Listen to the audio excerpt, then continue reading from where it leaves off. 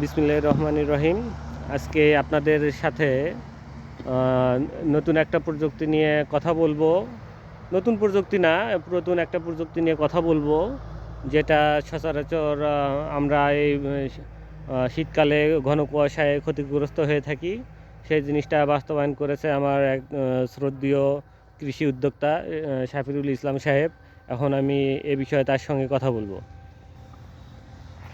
আসসালামু আলাইকুম। কেমন আছেন? ভালো। এই যে দেখা যাচ্ছে যে আপনি শুকনা বীজতলা করছেন। শুকনা বীজতলা করছি আর কি, শুকনা বেড করে নিয়ে ধান ফেলে পানি দিয়ে মাটি দিয়ে আর কি কাগজ দিয়ে ঝাঁপা দিছি। ঝাঁপায়া দিছেন? একবারে ঝাঁপা দিয়েছি, থাকে গেল এক মাসের জন্য। এক মাসের জন্য থাকলো। আপনি প্রথমে এই বিষয়টা কার থেকে শিখছেন? কৃষি অফিসারের থেকে শিখেছি। মানে আপনার যে উপসহকারী কৃষি অফিসার ছিল তার কাছ থেকে প্রথমে এই জিনিসটা শিখছিলেন? হ্যাঁ। একটু দেখাবেন যে কেমন হয়েছে? দেখেন তাহলে।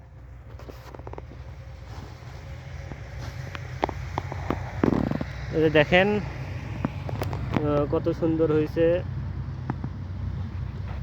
সেচ তো আর একবারও দেওয়ার লাগেনি, ওই প্রথম যে সেচ দিছিলেন তাতেই ভারের পানিতে একবারই দিছে।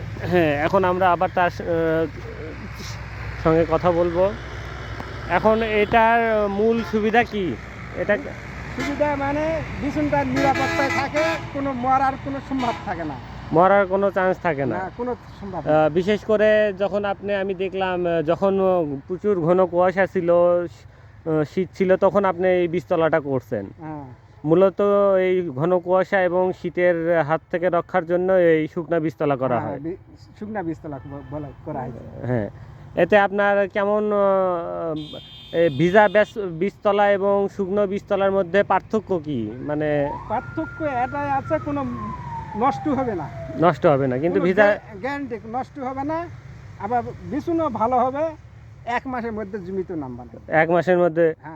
পাশাপাশি ভেজা বীজতলায় দেখা গেল যে বিভিন্ন রোগ বালাই হচ্ছে, পোকামাকড় লাগতেছে, কিন্তু এই শুকনো বীজতলায় কোনো কোনো রোগ বালাই কিচ্ছু নাই। তো এটা আপনি শুধু একাই করতেছেন না আশেপাশের লোকজন আরো করে?